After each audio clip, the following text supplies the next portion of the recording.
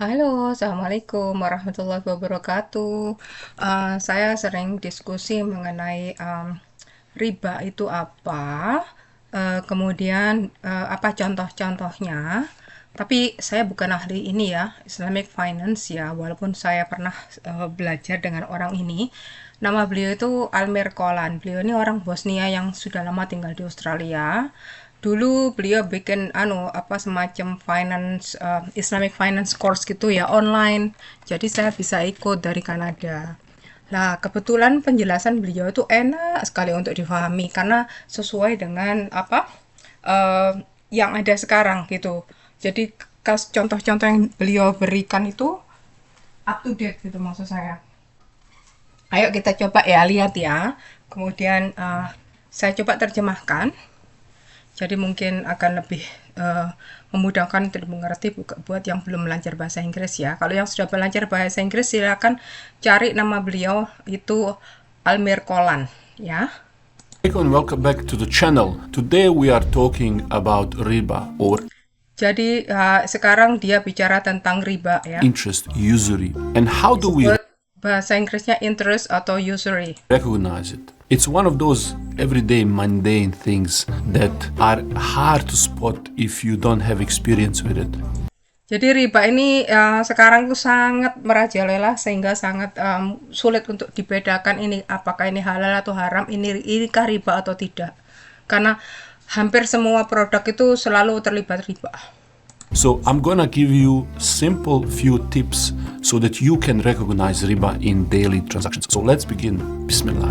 Oke, jadi beliau akan memberi tips bagaimana caranya mengenal apa itu, apakah transaksi itu mengandung riba atau tidak, oke? Oke, bismillah. So riba or interest in a linguistic sense just means increase. In Sharia Jadi secara linguistik, riba itu ternyata artinya itu penambahan, jadi increase, kenaikan atau pertambahan gitu ya. sense, it is a type of illegal increase of some Tapi secara syariah ini adalah ilegal, jadi kenaikan yang ilegal gitu, yang haram gitu. sort. Now, as a concept, riba is very complex. There are many types of riba dealing with many different asset classes.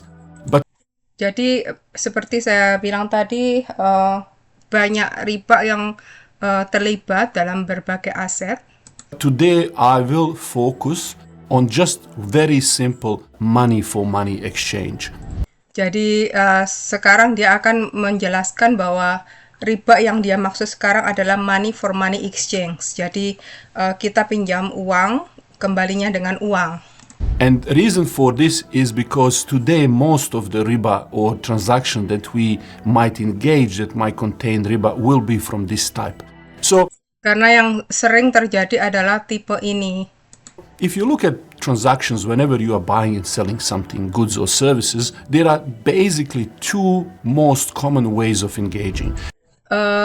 Kalau kita melihat, kalau kita membeli sesuatu ini contohnya rumah itu ada dua jalur misalnya. Either you are buying product or a service, something that is non-monetary, or Apakah pertama kita membeli produk atau service, jadi non-monetary, you are getting money and you are going to repay more money later on. atau kita meminjam uang dan harus mengembalikan uang itu. So where is the riba? A riba Dan di manakah riba itu? is found in the second transaction. Whenever Jadi riba itu terjadi pada transaksi yang kedua, uang ke uang. Jadi there is money for money. Now let me give you kalau ada pergantian tangan uang ke uang. Jadi saya pinjam uang ke bank, kemudian bank akan meminta saya mengembalikan uang itu dengan tambahan uang. Itulah yang disebut riba. a case study that I find very often. Person Yang paling sering terjadi case study-nya adalah ini. goes to the car shop to buy a car. Ya, jadi ada orang mau ke car dealer beli mobil ya. They go there. If the financing is zero interest, then that is fine, right? Nah, kalau financingnya itu zero interest, itu boleh. Sometimes the companies might have an old stock. They just want to get rid of it. So Sebab ada dealer yang punya stok lama yang mereka harus mau ndak mau harus dijual. Karena itu seperti ya tumpukan ya gitu ya. They will give you zero financing. I Nah, pada saat itulah dia pakai zero financing. get this Jadi question a lot. nggak pakai riba. And people say to me, but what if they give me on interest but it's fixed? Nah, sekarang banyak yang terjadi. Oke, kamu saya kasih interest misalnya cuma 1%, tapi setiap bulan 1% terus sampai kamu selesai bayar. In reality, any increase from the principal, whether that increase is as a fixed or benchmark to some variable rate, doesn't really make any difference. Jadi pada dasarnya tuh sama aja, apakah itu kenaikan itu fix, artinya sama jumlahnya, atau kenaikannya berubah, fluctuation. Ada fluctuation itu misalnya bulan ini atau tahun ini 1%, tahun depan mungkin 2%, kemudian turun lagi 0,5% atau bagaimana. Itu sama aja karena kenaikan seperti ini pada dasarnya riba. It's more than a principal. And that Kenapa? Karena kenaikannya itu lebih dari modal awalnya. more part is the interest. Because when I'm buying and selling assets, I can buy and sell them at profit. What I Jadi itu ya, tadi kan ada dua macam. Yang pertama tadi kalau kita membeli service atau produk, seperti kita ke supermarket, kita bayar produknya. Nah, itu halal. Itu adalah kalau di Quran itu riba itu tidak sama dengan jual beli. Nah, jual beli itu ya seperti itu, kita beli produk, kemudian kita bayar, yaitu jual belinya itu di situ. Jadi itu halal ya. Tapi kalau kita membeli dengan uang, artinya kita beli barang, misalnya mau rumah, kan nggak mungkin kita beli cash semua ya, 100% harga rumah mahal sekali kan. Mau nggak mau kita pinjam uang di bank. Kemudian bank itu bilang, oke kamu saya pinjemin uang, tapi kamu harus bayar interestnya setiap bulan 1%. Itu sama aja, walaupun fix itu tetap bunga gitu. Karena apa? Kita membayar dari uang yang dia dipinjamkan bank itu adalah uang ke uang. Bukan rumah loh ya. Bank itu tidak membelikan kita rumah, dia minjemin kita uang, kemudian kita beli rumah itu dengan uang dari bank dan uang kita sendiri untuk DP. Paham ya? Misalnya DP kita 20%, 80% itu pinjam uang dari bank. Kemudian bank itu menyuruh kita mengembalikannya, itu kalau dihitung-hitung lebih dari 80% pada akhirnya itu. Sebenarnya kita dirugikan dengan sistem riba ini. cannot do is buy and sell money at profit. And so when we are doing this transaction in the car shop, what aim we are trying to accomplish is that we want to engage in genuine trade. All right, I don't want to take a car loan from you. I don't want to borrow money. What I want to do is you sell me the car. So sometimes Nah, ini ada cara bagus. Jadi ada bedanya kalau kita bisa ke dealer mobil misalnya, dia bilang kamu bisa beli mobil ini tapi dengan interest 1% fix misalnya ya. Walaupun interestnya sedikit cuma 0,1%, tetap itu haram. Karena yang dijual dia itu adalah uang. Dia jual uang ke dia, maaf bukan gitu ya. Jadi kita tuh nggak punya uang ya untuk beli mobil itu. Biasanya dia tuh ada deal sama bank gitu. Kemudian bank itu meminjami kita uang untuk membeli mobil itu. Nah, itu 1% tadi yang fix itu tetap haram karena itu interest. Ada cara lain, kita bisa langsung ke dealernya, misalnya ke Toyota. Bilang aja sama orangnya, saya orang Islam. Itu pengalaman saya pribadi ya. Saya orang Islam, saya nggak boleh terlibat dengan interest sama sekali karena itu larangan agama. Apa ada solusi? Biasanya dia langsung bilang, oh saya sudah biasa. Kalau mereka sudah biasa sama orang Islam, dia bilang gini, pengalaman saya pribadi ini juga ya, itu dia bilang gini, oke, kamu nggak usah pakai interest, asal kamu jamin kamu bayar. Ya saya bilang jelas saja, potong aja dari gaji saja. Saya setiap 2 minggu, kan gajinya setiap 2 minggu sekali. Nah itu saya nggak bayar interest, gitu loh. Itu caranya. sometimes people negotiate with the car dealership and they say, "So you calculate everything that you want, but put me that as a sale price of the car." Jadi caranya gimana? Dia mengkalkulasi semuanya. Jadi harganya misalnya itu A ya. Kemudian dapat profit B. Yang dia berikan ke kita itu A plus B tadi. Harga barunya mobil itu. Jadi yang kita beli itu seperti kita ke supermarket. Dia modalnya belinya $1, dijual ke kita $1,5. 50 sennya itu adalah profitnya dia. Sama dengan beli mobil. Kita nggak mau ikut interest karena nggak mau terlibat sama bank. Kita bilang sama dealernya, kamu kalkulasi pakai profit berapa yang kamu inginkan, jual itu sebagai bentuk mobil, bukan saya nggak butuh uang dari bank gitu. Bisa, dealernya biasanya mau, karena pertama dia butuh untuk stoknya itu dihabiskan. Kedua, dia biasanya kalau mobil-mobil baru, mereka kan harus cepat-cepat jual ya. Karena misalnya tahun depannya ganti lagi modelnya ya kan. Itu biasanya mereka mau aja itu. Jadi kalau di Kanada itu yang saya tahu itu setiap bulan Juni itu ada promosi besar-besaran mobil. Itu Toyota, Hyundai, apa macam-macam itu mereka karena itu akhir tahunnya. Bulan Juli itu mulai bentuk mobil baru keluar katanya. Juli atau Agustus gitu yang saya dengar. Itu bisa.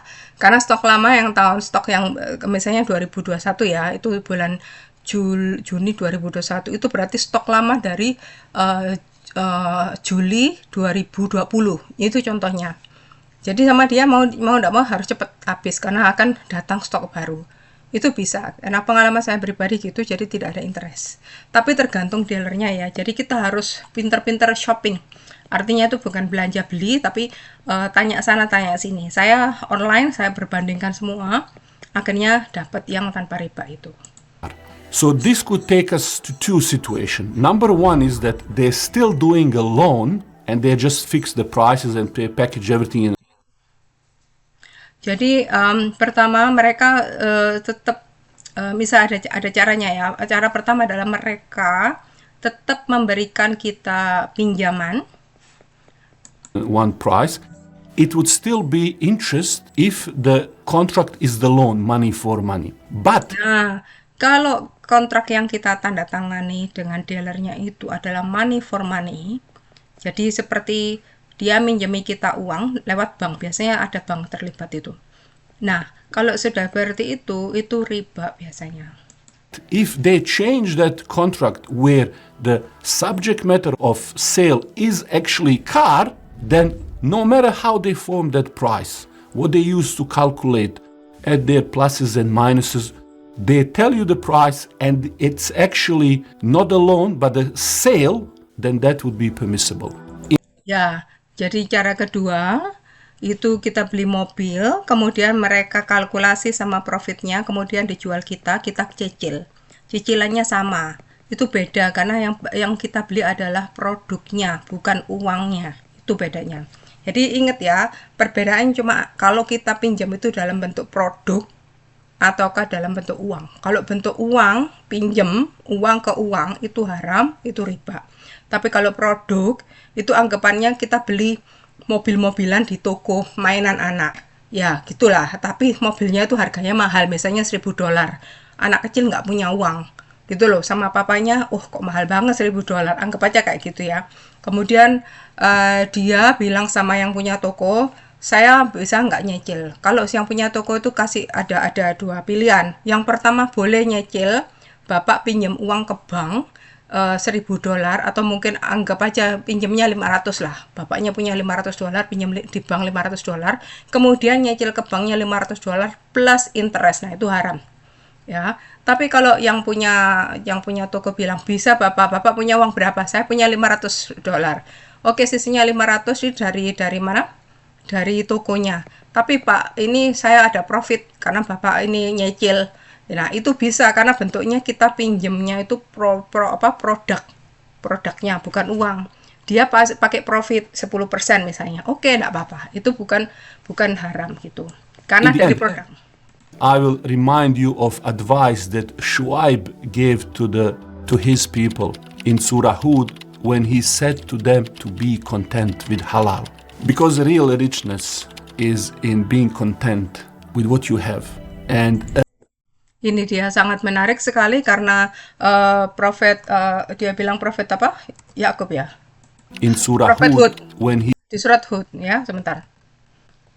Kemudian that Shu'aib gave Shu'aib, to Nabi Shu'aib. his people in Surah Hud when he Surat said to Hud. them to be content with Oke, jadi di surat Hud itu Nabi Syu'aib itu bilang ke umatnya, kamu harus menerima apa yang Allah beri kepada kamu. halal, because real richness Ini, is in jadi what remains lawful from Allah is best for you if you would be believers. Jadi apapun yang dihalalkan Allah, walaupun itu sedikit, dan seluruh dunia terlibat dalam riba, dan kita cuma ada satu orang yang memberikan kita transaksi tanpa riba, ambil aja. Karena itu terbaik buat kita, karena kita orang beriman, karena kalau kita terlibat riba, walaupun jumlahnya sedikit, walaupun cuma 1%, 2%, nggak ada barokah. Itu dijamin karena ada di surat Al-Baqarah itu satu halaman penuh. Kalau Anda baca kitab Quran yang dari Madinah itu ya, di Al-Baqarah yang terakhir ya, itu coba dibuka 3 halaman terakhir. Jadi halaman terakhir itu ya, yang tentang ini, yang terakhir ya, itu kemudian halaman kedua terakhir tentang transaksi pinjam meminjam, halaman ketiga dari terakhir itu tentang riba. Riba itu bahayanya, pertama, Allah menyebut orang yang suka atau mengkonsumsi riba itu seperti orang gila kemasukan setan. Kedua, siapa yang tahu riba itu haram tapi tetap melakukannya, ketahuilah bahwa Allah dan Rasulullah SAW berperang dengan orang itu. Jadi berat sekali ya. Bukan diancam macam-macam untuk kamu langsung masuk neraka. Bukan, perang dengan Allah dan Rasulullah. Itu yang mengerikan sekali. Gitu loh. Jadi coba keluar dari riba. Walaupun menggoda sekali. Gitu. Jangan tergoda di pamer ke orang lain bahwa kita lebih kaya karena bisa pinjam beli mobil lebih mahal ya misalnya. Tapi nyicilnya terlibat riba. Lebih baik mobil butut atau sama sekali nggak punya mobil daripada kita terlibat riba, ya. being content with what you have.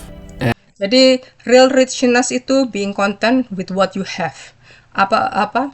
Kekayaan sejati itu adalah dengan menerima, dengan merasa puas dengan apa yang kamu punya. And earning that which is halal. Okay. Dan jadi real richness tadi, kekayaan yang bagus itu adalah pertama, kamu merasa konten, merasa puas dengan apa yang diberikan Allah, apa yang kamu punya. Kedua, kamu mendapatkan yang halal. Dan ketiga, kamu tidak ingin yang haram gitu. And not desiring that which is not halal. Dan kamu tidak punya desire, kamu tidak ada keinginan yang haram-haram. Begitu ya. Oke, begitu. Terima kasih sudah mendengarkan. Semoga bermanfaat.